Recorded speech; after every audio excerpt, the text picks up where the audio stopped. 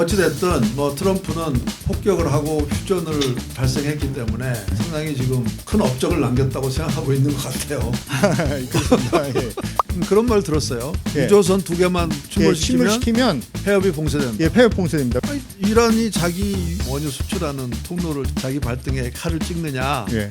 이게 호르무즈가 막히면 아무것도 못 나가요. 거기서 들어오지도 못하고. 그럼 경제가 버틸 수가 없거든요. 원유 가격이 배럴당 130불도 갈 수도 네, 있다. 네, 네. 이런 얘기도 나오긴 했는데 예, 예.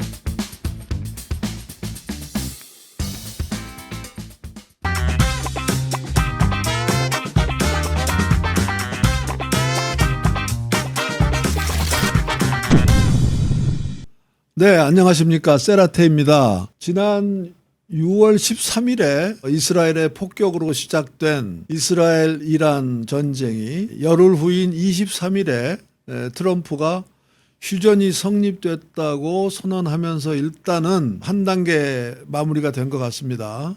열흘 사이에 엄청나게 많은 일이 일어났는데요. 과연 이란의 핵물질이 파괴가 됐는지 또 앞으로 어떻게 될런지 아직은 굉장히 불확실성이 많습니다. 그래서 오늘은 한국의 대표적인 에너지 전문가이시고 또한 그 이란 사정에 아주 정통하신 아주대학교 정용환 교수님 모시고 말씀을 나누겠습니다. 정 교수님 반갑습니다. 아, 예. 이렇게 불러주셔서 감사합니다. 네. 뭐 정 교수님은 에너지경제연구원에서도 오래 계셨고 특히 이제 원유, 천연가스 분야 전문이시지만은 이란의 또 전문가세요. 이란에서 사신 적도 있으세요? 아, 이란에 산 적은 없고요. 이란 프로젝트를 좀 오래 했었습니다. 그래서 이란 정부에서 받아가지고 KDA 같이 해서 그 석유화학 산업에 대해서 연구를 한 적이 있습니다. 그 당시에 이제 이란을 아주 자주 갔었습니다. 예. 네. 이란에 뭐 수십 번 가신 걸로 알고 예, 예. 있습니다. 네.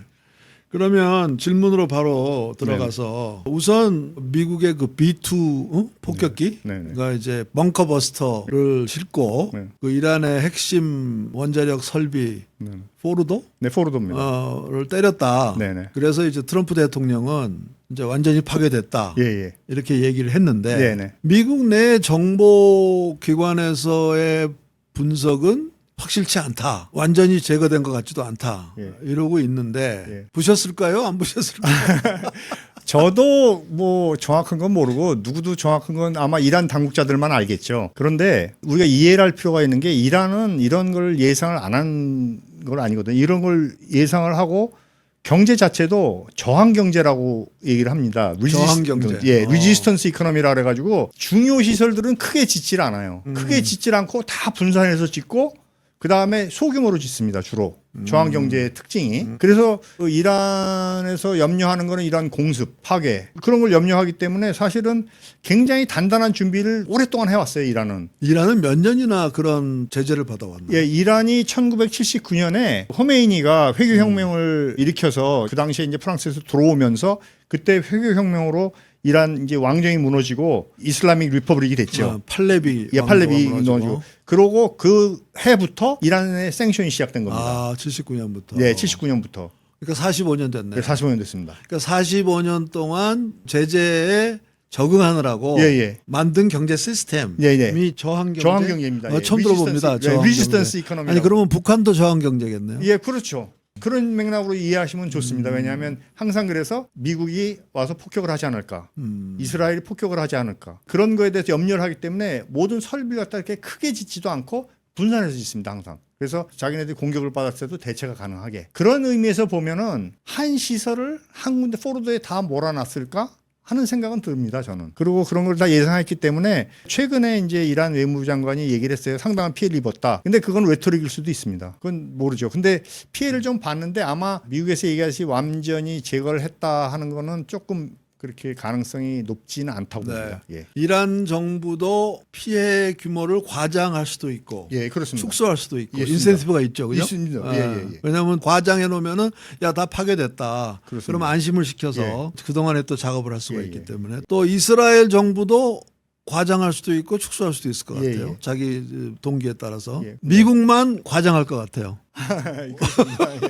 그리고 트럼프는 자기 업적이라고 생각하고 예, 완전히 부셨다 이렇게 얘기하려고 그럴 것 같아요. 그리고 사실은 정치적으로 보면 이스라엘이나 이란이나 그걸 과장되게 하는 게 서로 이해관계가 맞습니다. 왜냐하면 이란 쪽으로 보면 더 이상의 공격을 안 받을 수 있고 이스라엘 쪽에서 보면 더 이상 공습을 하거나 교전을 할 필요가 없고 국내에는 또 정치적으로 이걸 세일즈할 수 있고 우리는 이만큼 달성을 했다. 미국도 그래서 그렇고. 예, 지금 정확한 상태를 알 수는 없을 거고 예.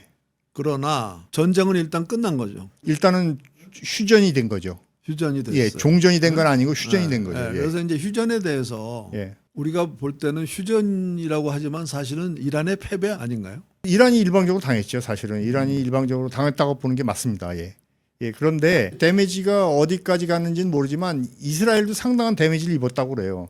그 그래요? 하이파 항하고 그다음에 텔아비브 같은 데는 상당한 데미지를 입었다고 하니까 아마 이번에 이걸 이루고 나서 평화적으로 모든 게 잘 해결되면 좋겠지만 그렇지 않으면 텐션은 더 올라갈 수도 있습니다. 사실은. 아니 이스라엘이 받은 피해는 주로 민간 부문, 민간이나 뭐 병원이나 이런 데가 예, 받은 거고 예. 핵심 군사 사령부나 예. 무슨 군사 시설이나 네네. 비행장이나 이런 건 별로 피해가 없는 것 같은데 반면에 이란은 비행장 또 전투기 네네. 또 수뇌부 예, 예. 수뇌부도 많이 제거됐잖아요. 그렇게 네네. 볼 때 주고받고는 했지만 실제로는 네네. 이란은 거의 무력화된 거 아니에요? 방송에서 나오는 걸 보면 이스라엘에 뭐 폭격 맞고 이런 거는 사실은 조금 축소된 면이 있는 것 같아요. 그 반면에 이란 같은 경우는 사실은 뭐 표적 타격을 많이 했다 그러니까 사실은 좀 차이가 있겠죠. 그리고 이란은 미사일로 했지만 이스라엘은 비행기가 가서 했거든요. 네. 폭격을 했기 때문에 훨씬 정확하겠죠. 뭐 지금 박사님 말씀하신 것대로 조금 비대칭적으로 이란이 피해를 많이 본 건 확실합니다. 그건. 그리고 제공권은 완전히 지금 이스라엘이 잃었고, 예,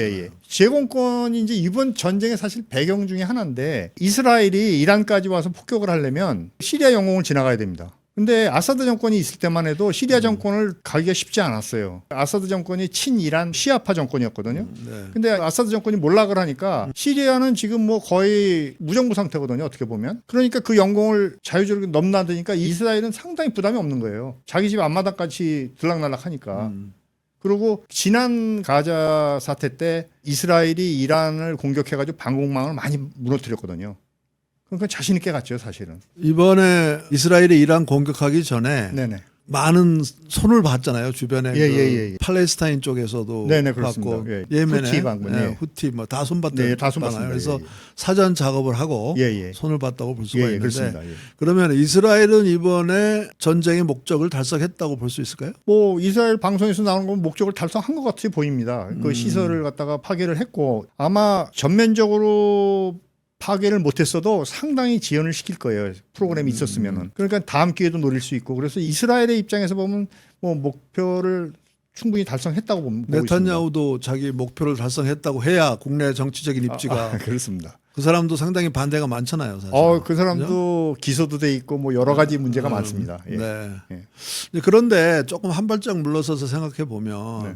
사실 이란과 이스라엘은 상대가 안 되는 나라인데요. 왜냐하면 이란은 인구가 8,700만이나 되고 예, 그렇습니다. 예.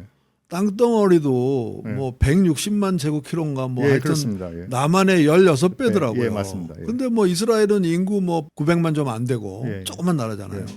그렇게 볼 때 이란이라는 나라가 절대로 만만한 나라가 아니잖아요. 예, 아닙니다. 예. 그렇게 볼 때 이번에는 일시적으로 이스라엘이 이긴 것처럼 보이지만 네. 이 전쟁이 쉽게 끝날 것 같지도 않고 예. 이란도 절치부심할 것 같아요. 예, 예. 그래서 앞으로 몇 년 동안 좀 조용히 지내다가 다시 또 뭐 사태가 일어나지 않을까요? 이 불씨는 아마 계속 갈 것 같습니다. 제가 볼 때도.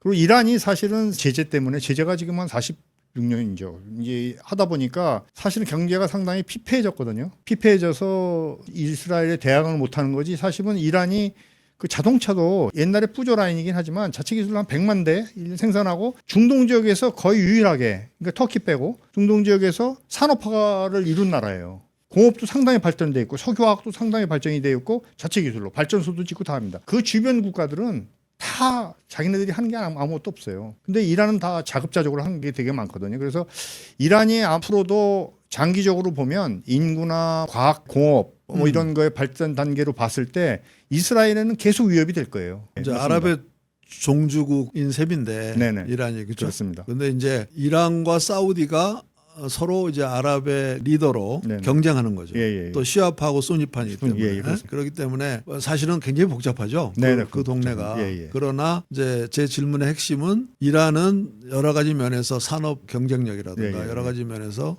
중동의 네네. 핵심 국가이기 때문에 예. 그렇게 만만하게 예. 이스라엘한테 한 방 먹었다고 예. 끝나는 나라가 아니지 않나 이런 질문인데요. 예, 그렇습니다. 첫 번째로는 이란이 자원이 많아요. 그다음에 노동력도 굉장히 하이 스킬 워커들이 굉장히 많습니다. 그리고 과학도 굉장히 발달돼 있고.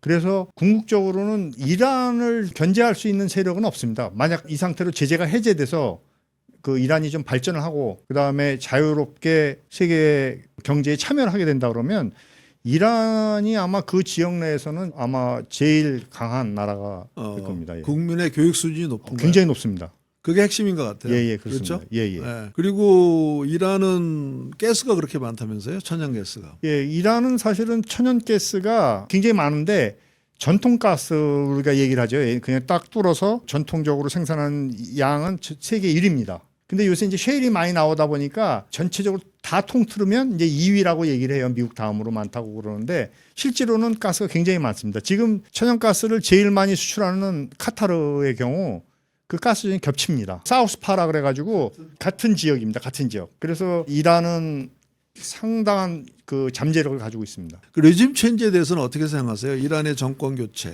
이란의 정권 교체는 사실은 뭐 서방은 원하는데 지금 정권 교체가 그렇게 쉬운 상태가 아닙니다. 하기가. 왜냐하면 정치 체제를 좌지우지하는 게 가디안 카운슬이라고 있어요. 가디안 카운슬이라고 6명의 로이어하고 6명의 성직자가 합니다.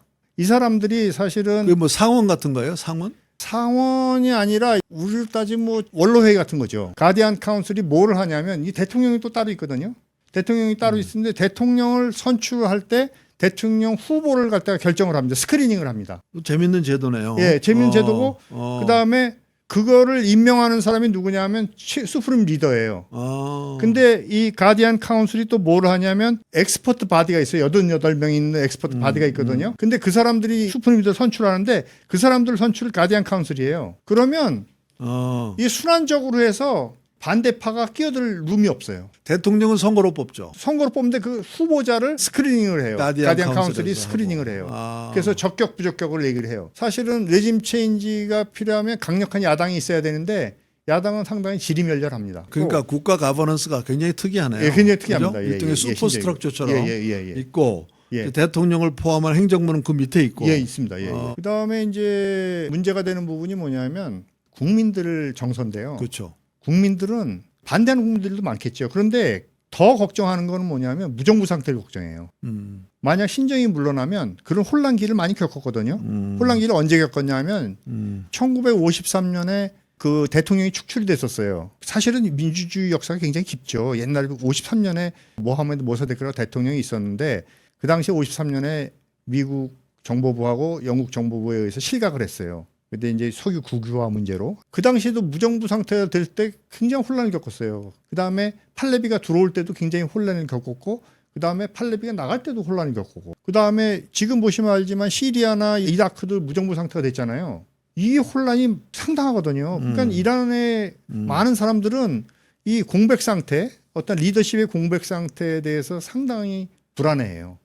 그래서 레짐 체인지가 쉽지는 않을 거다. 일종의 그러니까 그냥 단순한 무슨 독재 국가가 아니라 예, 아닙니다. 예. 그죠? 예. 민주적인 절차에서 대통령도 뽑고 예. 그 슈퍼 스트럭처도 상당히 잘 디자인된 거기 때문에 네네. 정권 교체라는 게 바깥에서 이렇게 해서 되는 게 아니네요. 예. 그러면 젊은 층은 어떻게 생각할까요? 이란에서의 젊은 층. 젊은 층은 지금 정부에 대해서는 많이 반감이 있죠. 왜 그러냐면 종교적인 색채가 되게 강하거든요. 이란은 옛날에는 안 그랬어요. 근데 지금 뭐 샤리아법에 의해서 히잡 같은 것도 굉장히 강요를 하고 그럼에도 불구하고 테헤란에 가보시면 굉장히 개방적이에요. 사우디 리야드나 이런 데에 비해서 뭐 두바이 정도로 개방적이에요. 두바이 정도로. 그렇지만 젊은 사람들 요구하는 게 더 많죠. 자유라든가 이 신정 국가니까 사실은 종교가 지배하는 국가는 굉장히 갑갑하죠. 그러니까 젊은이들은 좀 불만이 많은 걸로 알고 있습니다. 데모도 심하고. 그러나 그 국민들이나 젊은 층의 욕구가 네네. 뭐 체제를 전복하거나 바꿀 만한 그렇게 네네. 조직화되어 있지는 않다. 예. 그렇게 봐야 되겠네요. 예, 그렇습니다. 그러면 이제 이란의 정권이나 정치 체제는 이제 당분간 그대로 유지된다고 이제 봐야 될 것 같고. 예. 그러면 조금 더 장기적인 안목에서 보면 네.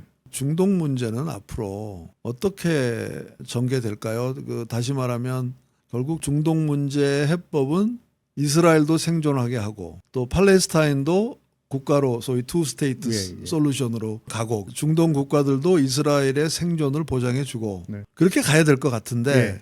근데 이란은 최근까지도 이스라엘이라는 나라는 지구상에서 없어져야 된다. 이렇게 이제 레토릭인지 모르지만 말을 예. 하잖아요. 맞습니다. 그렇게 볼 때 중동 문제의 근본적인 해결 그게 가능할까요? 평화적으로 공존은 가능해도 불씨는 계속 남아 있지 않을까 이렇게 봅니다. 왜냐하면 평화적으로 공존 가능한 거는 뭐 UAE나 사우디나 이스라엘하고 상당히 좋은 관계를 유지를 하고 있어요. 이스라엘이 사실은 아웃리치를 해서 중동 국가 주변 국가들한테 설린 우호 관계를 강조를 하고 많이 하고 있어요. 그렇기 때문에 옛날 같으면 싸웠죠. 옛날 같으면 단결해서 싸웠죠. 지금은 아랍도 단결한 상태가 아니거든요. 그래서 개별적으로 이렇게 하게 되면 이란이 만약 좀 전향적으로 이스라엘하고 뭐 평화 협정을 한다든가 저는 불가능한 건 없을 거라고 봐요. 근데 이제 선결 과제가 많겠죠. 선결 과제가 많은데 하나하나 해결해 나가면 장기적으로는 뭐 평화를 찾는 게 이스라엘한테도 좋고 이란한테도 좋고. 알겠습니다. 어찌됐든 뭐 트럼프는 폭격을 하고 휴전을 달성했기 때문에 상당히 지금 큰 업적을 남겼다고 생각하고 있는 것 같아요. 네. 그래서 휴전이 오래 갔으면 좋겠습니다.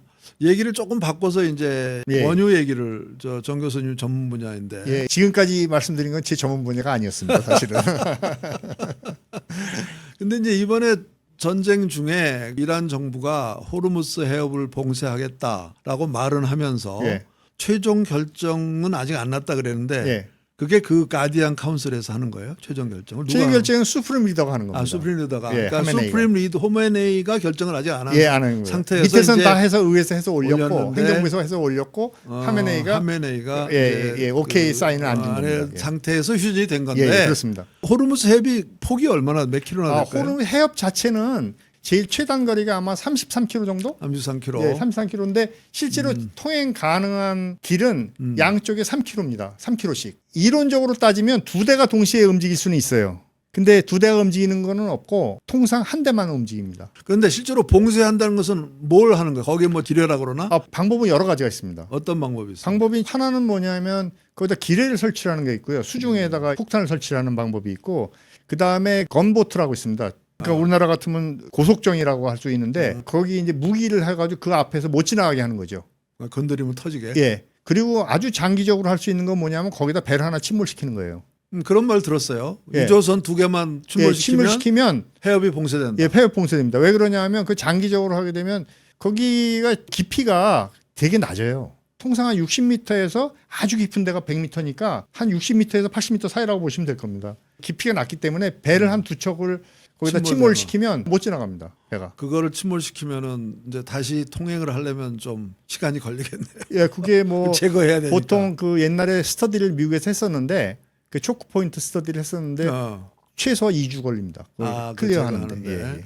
그런데 일부에서는 이렇게 얘기를 하더라고요. 그 절대 호르무스 해협 봉쇄 안 한다. 왜? 이란이 자기 석유 수출하는 원유 수출하는 통로를 자기 발등에 칼을 찍느냐. 예. 두 번째, 예. 이란의 원유를 지금 가장 많이 수입하는 나라는 중국인데 예. 미국은 수입 안 하고 예. 그럼 뭐 중국한테 피해를 줄 일을 왜 하느냐. 예. 그래서 호르무스 해협 봉쇄 안 할 거다. 그런 예. 얘기가 많던데요. 예. 뭐가 사실인가요? 첫 번째, 호르무즈 해협을 봉쇄 안 하는 이유가 이란의 원유 때문에 안 하는 건 아니에요. 이란의 원유 물론 있긴 한데 이란의 최대 항구가 반다르 아바스라고 그 호르무즈 해협 바로 왼쪽 있어요. 거기가 제일 큰 항구입니다. 이란에서.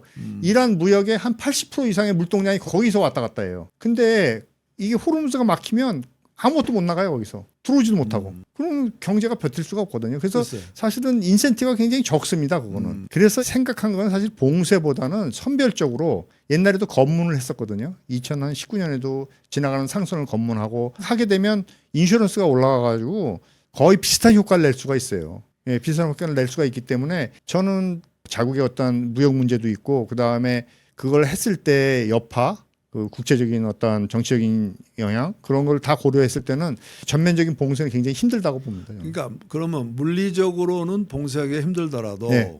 이제 말하자면 통행을 통제하는 예. 관리 방식으로 통제할 수는 있을 텐데 있습니다. 예. 근데 그렇게 하면은 미 해군이 가만히 안 있을까?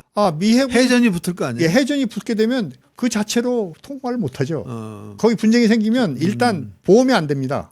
그렇지만 일시적이겠네요. 이게 그건 일시적입니다. 네? 예, 그죠? 전쟁이 예, 나면. 예, 그러니까 예, 제공권을 장악하듯이 예. 그 재해권이라고 그러나 예, 하여튼 예. 바다를 누가 장악하냐 예. 이제 이슈가 될 테니까. 예. 예. 그래서 사실은 이란 측에서 보면 전면적인 봉쇄하기 전에 여러 가지 옵션을 쓸 수가 있습니다. 네. 예를 들면 처음에는 그냥 성명서로 통행하지 말아라. 그리고 각 나라에다 보내는 거예요. 이거 통행하지 말아라. 이거 위험하다. 우리가 너의 안전을 보장 못한다. 그런 어떤 선언적인 것도 상당히 큰 영향이 있습니다. 네. 그런데 이번에 호르무스 해협 봉쇄 얘기가 나왔음에도 불구하고 유가가 일시적으로 한 10불 가까이 예. 뛰었거나 다시 또 원위치했고 예. 또 세계 증권시장이나 자본시장이나 이런 데도 영향이 별로 없었어요. 네. 그렇게 볼 때 네. 이거는 호르무스 해협 봉쇄가 현실적으로 어렵기 때문에 그런 건가요? 아니면 호르무스 해협이 봉쇄가 돼도 세계 경제에 그렇게 큰 피해가 없어서 그런 건가요? 어떻게 봐야 될까요? 이 호르무즈 해협을 잘 보시면 유조선이 하루에 한 10척에서 15척 지나갑니다. 그러니까 한 척에 200만 배럴 VLCC라고 그래가지고 베리 라지 크루드 캐리어라고 그래가지고 네. 보통 통상 우리가 쓰는 유조선인데 그 유조선이 한 200만 배럴 싣고 가거든요. 그러면 한 2천만 배럴에서 3천만 배럴이 글로 움직입니다. 근데 만약 그게 막히면 한 700만 배럴은 사우디에서 나갈 수가 있어요. 사우디에 이스트 웨스트 파이프라인이 있습니다. 사우디의 동부에 만만 쪽 그 밑에 보면 아부카이크라고 지역이 있습니다. 그 초기 정제 시설이 거기 유전이 다 모여 있거든요. 동부에. 거기서 파이프라인으로 해가지고 저 밑에 얌부 터미널이라고 있습니다. 그게 이제 예멘 쪽이죠. 예멘 위에 있는 그 얌부 터미널인데 얌부 터미널까지 한 1일 500만 배럴에서 700만 배럴까지 보낼 수가 있습니다. 그러면 만약 2천만 배럴, 3천만 배럴이야 그래도 한 3분의 1은 커버가 되거든요. 네. 커버가 되고 그다음에 전면적 봉쇄 가능성도 좀 힘들고 그런 여러 가지를 알고 있기 때문에 아마 시장이 그렇게 영어로 말하면 바이런트하게 그 반응은 안 한 거지요. 그리고 이제 돌아가겠죠. 저 네네. 희망봉으로. 예, 그렇습니다. 그죠? 예, 그러면 예, 한 예. 20일 더 걸리나? 예, 더 걸립니다. 예. 그러니까 봉쇄를 하더라도 한 20일에서 한 달 정도 지나면은 어느 정도 예, 회복이 예, 되는 회복이 되고, 건데 예. 예를 들면 우리나라 같으면 지금 원유를 며칠치나 비축하고 있어. 우리나라 90일, 90일. IEA 권고에 따라서 아, 90일, 권고가 예, 90일. 90일입니다. 그리고 이제 이 호르무스 봉쇄에서 가장 영향을 크게 받을 나라가 결국 중국, 중국입니다. 예. 일본, 일본, 예. 한국, 동북아 국가들일 동북아 텐데 국가, 예. 이 나라를 다 비축 이유를 갖고 있겠죠. 다 있습니다. 예. 예. 그렇기 때문에 한 석 달에서 100일 정도는 예. 버틸 수 있다. 버틸 수 있습니다. 파이프라인에 또 와 있는 그러니까 예. 중간에 오는 것도 있고 예. 하니까. 그 UAE도 있습니다. UAE도 UAE 유전에서 저 밑에 후자이라라고 그 네. 파이프 소유관이 있습니다. 네, 예. 네. 알겠습니다. 그러나 그런 여러 가지 이유로 네. 아마 시장에서 그런 것을 기대했을 수도 있겠지만은 예. 1970년대 1차 오일 쇼크, 2차 오일 쇼크 때 비해서 지금은 전 세계가 예. 중동 원유에 대한 의존도는 굉장히 낮을 거고 그래서 그때에 비해서는 지금 세계 원유 시장 구조가 완전히 다른 거 아닐까요? 그 당시에는 사실은 한 세계가 호르무즈 해협을 통과해서 오는 원유가 전 세계 공급의 한 70%까지 했었습니다. 70%. 근데 지금은 한 35%? 한 반 정도로 줄었습니다. 반 정도로 줄었고 그다음에 미국이 거의 최대 산유국이거든요. 지금 최대 수입국이었다가 최대 산유국이 돼버려서 사실은 국제적인 어떤 지형이랄까 그런 게 많이 변했습니다. 변해서 의존도가 많이 떨어져서 옛날 같았으면은 사실은 지금 100불 이상 갔었을 겁니다. 옛날 네, 같았으면. 네. 그게 이제 중동의 어떤 공급지로서의 중요성이 떨어진 것도 있고 그다음에 두 번째는 뭐냐면 인포메이션 전달이 굉장히 빠른 거예요. 신속하고 정확하고. 옛날에는 그게 없었거든요. 옛날에 인터넷이 없는 시대니까 70년대는 불확실성만 확 커졌고 그걸 해소할 수 있는 방법이 없었어요. 정확한 정보도 없고. 근데 그게 전달이 되기 때문에 사실은 시장이 리즈너블하게 반응한다거나 아주 그 합리적으로 반응을 하는 거죠, 사실은. 시장이 합리적이고 효율적으로 효율적으로, 반응한다 그렇습니다. 예, 이렇게 볼 그렇습니다. 수가 예. 있는데 그렇다면 이게 사실은 그 원유라는 것은 세계 정치에서 정말 빅 게임이잖아요. 네. 였잖아요. 네, 그죠? 네. 말하자면 우리가 20세기 들어와서 뭐 자동차라든가 기타 많은 게 원유에 의존하면서부터 엄청나게 중요한 상품이었는데 예. 그 원유라는 상품의 전략적 중요성이 많이 약화됐다 이렇게 볼 수 있을까요? 예, 많이 약화됐습니다, 사실은. 그게 이제 여러 가지 이유가 있는데 이첫 번째로는 이제 전기차 이게 수송 연료로서 제일 중요했거든요, 사실은 수송 연료. 근데 전기차의 보급으로 굉장히 중요성이 떨어졌고 두 번째는 효율이 많이 상상이 됐어요. 우리가 느끼지는 못하지만 피부로 사실은 엔진 효율이 엄청나게 좋아요. 엄청나게 좋아졌습니다. 그래서 사실 수요가 우리가 생각하는 것보다 많이 증가를 안 했어요. 물론 이제 신재생 에너지도 조금 있긴 있고 네네, 세계적으로 한 그렇습니다. 10% 예, 정도. 그래서. 제일 중요한 게 그거 아닐까요? 미국이 에너지 자급자족이 돼서 네. 중동의 전략적 중요성이 예. 미국한테 아주 지금 줄어든 거죠. 예, 그렇습니다. 그죠? 이제 예. 미국에서는 야 이제는 우리는 중국 한 나라에만 집중하면 된다라고 얘기하는 것은 네. 결국은 중동에 대한 의존도가 낮아졌기 때문에 그런 거 아니겠습니까? 예. 근데 그럼에도 불구하고 미국은 아직도 보니까 중동에 뭐 한 5만 명인가 군대를 유지하고 있고 예. 아직도 상당히 거기에 이제 존재가 있는데 네. 앞으로 이제 더 줄일까요? 미국이? 옛날에 이런 얘기가 있었습니다. 무슨 얘기가 있었냐면 셰일 개발을 막 하고 나서 2006년인가 7년 일본에 가서 한번 회의를 했었는데 컨퍼런스에 참여를 했었는데 그때 재밌는 말을 하더라고요. 미국이 예를 들면 호르무즈 해협이나 이런 거를 지킬 의무가 없다.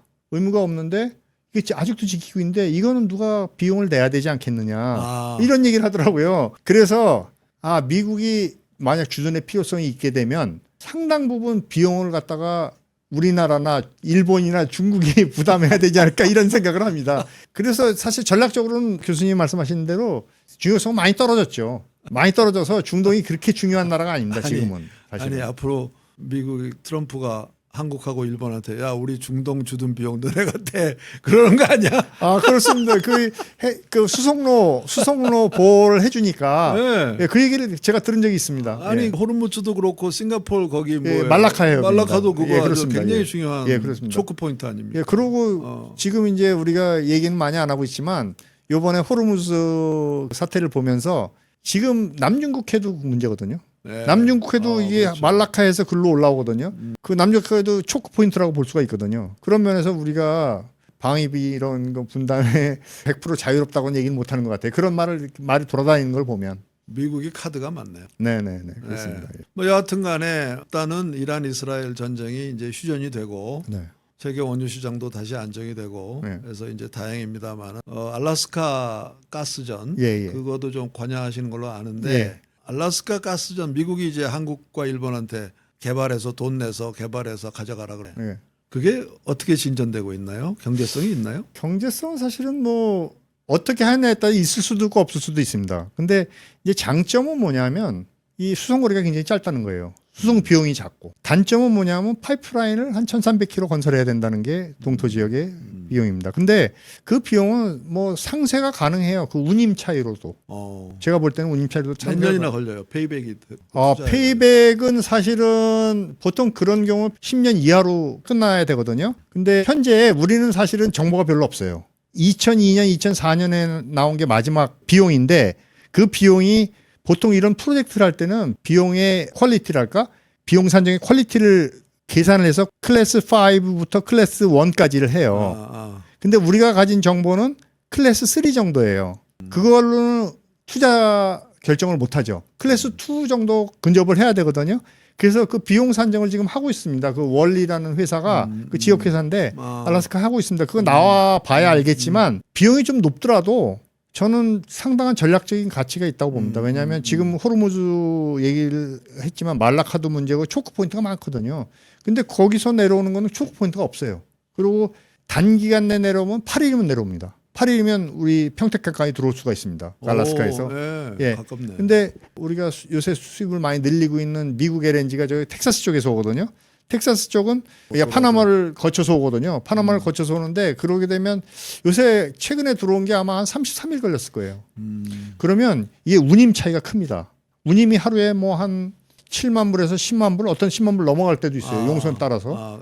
그 큰 유조선에. 예, 큰 유조. 그게 이제 파나마 맥스 해가지고 LNG 톤을 하면 6만 톤 정도 실려 나르는 거거든요. 근데 그런 거가 이제 차이가 한 뭐 20일 차이 난다 그러면 사실은 40일입니다. 왜냐하면 용선은 왕복으로만 합니다. 편도를 안 합니다. 그렇기 때문에 그 비용이 만만치가 않거든요. 그리고 더 문제는 뭐냐면 파나마가 계속 체증이 걸려요. 교통체증이. 그리고 파나마 통과료가 굉장히 비쌉니다. 매년 오르는데 뭐 많은 분들이 잘 모르시지만 파나마 문화 통과하는데 50만 불에서 85만 불 사이에 드는 배 한 척이. 배 한 척이. 그래요. 네. 그래서 트럼프가 그 파나마에 대해서 상당히 애착을 가지고 있습니다. 그 캐나다. 그러니까 알라스카 가스전과 설비는 그 1,300km 정도 되는 네네. 파이프라인 예. 그 비용이 이제 제일 큰 건데 예. 그거는 이제 거기가 워낙 동토이기 때문에 예. 비용이 많이 들겠죠. 예. 그래서 이제 그거에 따라서 경제성이 있을 수 있다. 예, 그것도 있고 이제 사실은 경제성이라는 거 어떻게 보면 내가 판매가가 내 공급 비용보다 높으면 되거든요. 네. 그러면 이제 시장 상황이 되게 중요한데 지금은 시장 상황이 그렇게 좋지는 않지만 프로젝트가 완료가 돼가지고 공급 개시를 하는 게 한 2030년 중반 정도 될 거거든요. 그때는 시장이 굉장히 좋을 거예요, 가격이. 네. 지금 원유 가격은 배럴당 65불 65불 수준이죠. 예. 근데 이제 제가 듣기로는 원유 가격은 너무 내려가도 네. 그 장기적으로 공급이 차질이 있고 예. 또 원유 가격이 내려가면 또 미국의 그 셰일 가스가 또 생산이 좀 중단되거나 축소될 수도 있고 예. 하기 때문에 적정한 원유 가격은 네. 한 70에서 80불 사이에서 유지되는 게 세계 경제로 봐서 가장 원유의 안정적인 공급으로 해서 다 예. 그런 얘기 들은 것 같은데 네. 그게 맞나요? 예, 맞습니다. 사실은 왜 그러냐면 미국이 원유 생산 비용이 제일 높습니다. 전 세계에서. 비전통 석유이기 때문에 높기 때문에 지금 뭐 코스트가 누구는 50불이라고 60불이라는 그건 사실 유전마다 다릅니다. 유전마다 다른데 지금 대략적으로 보면 한 4, 50불 대에서 아마 생산이 가능하다고 보거든요. 가능하다고 보면 마진이 있어야 되니까 사실은 60불, 70불 대가 유지가 계속 돼야 투자를 계속 합니다. 그렇지 않으면 투자를 안 하죠. 네. 예. 그러면 이제 공급 부족이 오면 그 다음에 이제 투자를 하겠죠, 사실은. 그래서 경제적인 동의이 좀 있습니다. 근데 장기적으로는 원유에 대한 투자는 많이 안 일어나고 있습니다. 그 오일 메이저들도 가스에 대한 투자는 많이 하는데 원유에 대한 투자는 상당히 덜 하고 있습니다. 파리 기후 변화 협약 이후에 네. 2015년 예. 많이 줄였죠. 사실. 예, 그렇습니다. 특히 메이저들이 예. 많이 줄였죠. 예. 당시에 이제 파리 기후 변화 협약이 있을 때 2015년 당시에 여러 가지 사건이 있었는데 그 JCPOA라고 해서 이란 원유를 수출을 허용을 했었어요, 일시적으로. 그때 이란 원유가 한 250만 배럴씩 나왔었습니다. 맞아요. 예. 네. 허용을 했었고 그다음에 파리 협약이 되고 그다음에 미국이 원유 수출을 개시를 했어요, 그 당시에. 처음으로 70년대 이후에 처음으로 개선해서 사실은 시장에 원유가 넘쳐나 가지고 30불 이하로 폭락을 했습니다. 네. 그러다 보니까 그 이후로는 사람들이 그런 메모리가 있어서 업스트림에 대한 상류 부분의 투자는 상당히 꺼리고 있는 상태입니다. 지금. 네. 예. 그러나 이번에도 뭐 호르무즈가 해협이 봉쇄가 되면 원유 가격이 뭐 배럴당 130불도 갈 수도 네, 있다 네, 이제 네. 이런 얘기도 나오긴 했는데 예. 근데 제가 알기로는 2차 석유 파동 끝났던 1980년에 유가가 그때 배럴당 한 36불인가 예. 뭐 갔었잖아요. 예. 그거를 지금 달러 가치로 환산하면 뭐 200불이다, 200불, 200달러다 그렇습니다. 그런 예, 얘기를 예, 제가 예. 옛날에 정 교수님한테서 들은 것 같은데 예, 맞습니다. 예, 맞습니다. 그렇게 따지면 세계 경제는 사실은 130불 유가에도 적응할 수 있는 거 아닌가요? 저희가 경험이 몇 번 있는데 2007년, 8년에도 굉장히 높았는데 세계 경제에 큰 데미지가 없었습니다, 사실은. 왜냐하면 석유가 차지하는 비중이 많이 줄어들었어요. 줄어들었죠. 예. 그래서 이제 원유 전문가인 정 교수님한테 이런 말 해도 되는지 모르지만 원유의 중요성이 떨어진 것은 대한민국에는 좋은 일이다. 그렇게 예. 결론 내리고 끝낼까요? 좋은 일입니다. 좋은 일이고 제가 볼 때는 중동의 평화도 사실 우리한테 굉장히 좋습니다. 왜 그러냐면 분란이 안 일어나야 유가가 계속 내려갑니다. 요번에 유가 어떤 상승보다는 앞으로 걱정해야 되는 거는 유가가 더 빠지면 어떻게 될까? 50불대로 빠지면 어떻게 될까? 올라가겠죠, 뭐 그러면. 예. 자, 그러면 이번 이란 이스라엘 휴전이 오래 가서 중동의 평화가 찾아오기를 바라면서 오늘 대담을 마치겠습니다. 네, 감사합니다. 감사합니다. 네, 예, 감사합니다.